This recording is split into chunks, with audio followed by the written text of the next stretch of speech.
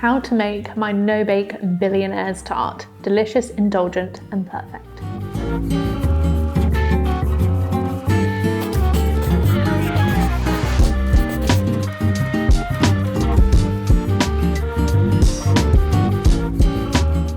Hello everybody and welcome back to my YouTube channel.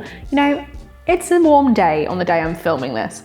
Not entirely sure what the weather's going to be like when this comes out, but let's just pretend it's hot because we're going to make a delicious no-bake dessert that is so indulgent, chocolatey, heavenly, everything. And of course, there's no oven involved because it's no-bake, so that's even better. But either way, this is my no-bake Billionaires Tart.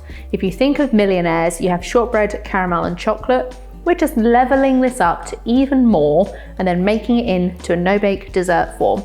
So I'm just going to show you my ingredients that we can get making my no-bake Billionaires Tart.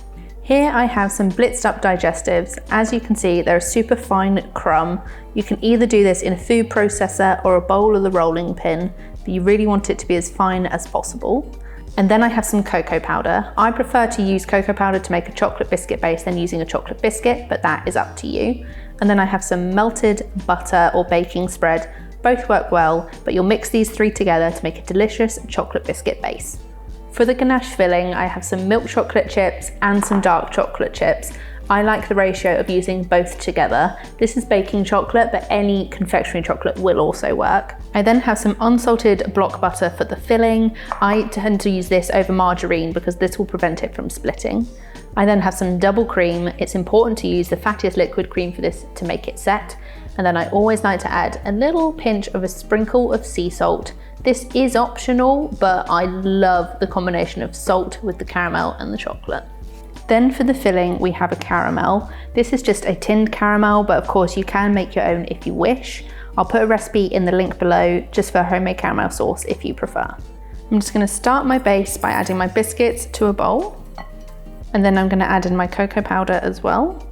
And then I'm just gonna mix these together so that they're combined before adding in my butter.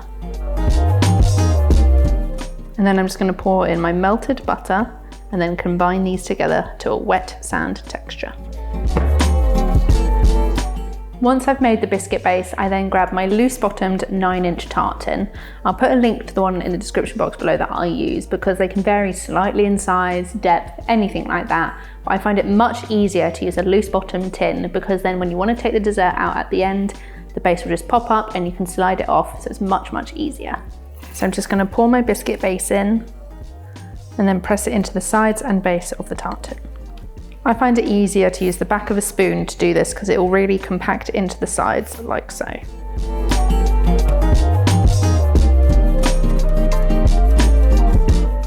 I'm just going to start my filling by adding my dark chocolate to a bowl. And then I'm going to add my milk chocolate as well. And then I'm just going to add my unsalted butter and then pour in my double cream. And then I add a little sprinkle of sea salt because I love the salty chocolate. Now I'm just going to melt this in my microwave in short bursts until smooth, but you can also do this over a double boiler on the hob if you prefer, but I find the microwave much easier and quicker. Once the mixture has melted, it's a luxuriously smooth and delicious chocolate mix. So all you now have to do is pour your caramel onto the base, top it with a ganache, and then we can set it in the fridge. It does take a few hours to set, but once it's set, we can decorate and then of course enjoy a slice. But either way, it's easy, it's quick, and it's no bake, so why not give it a go? So I'm just pouring on the caramel.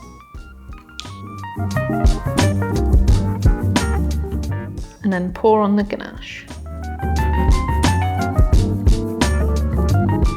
Now it's full, I'm gonna set it in the fridge. Now I'm just going to use some little millionaires bites to decorate along with some sprinkles.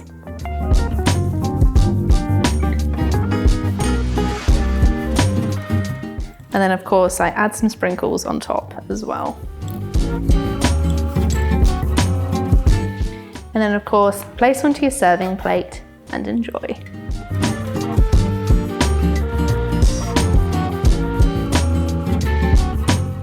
So that is how you make my no-bake Billionaires Tart.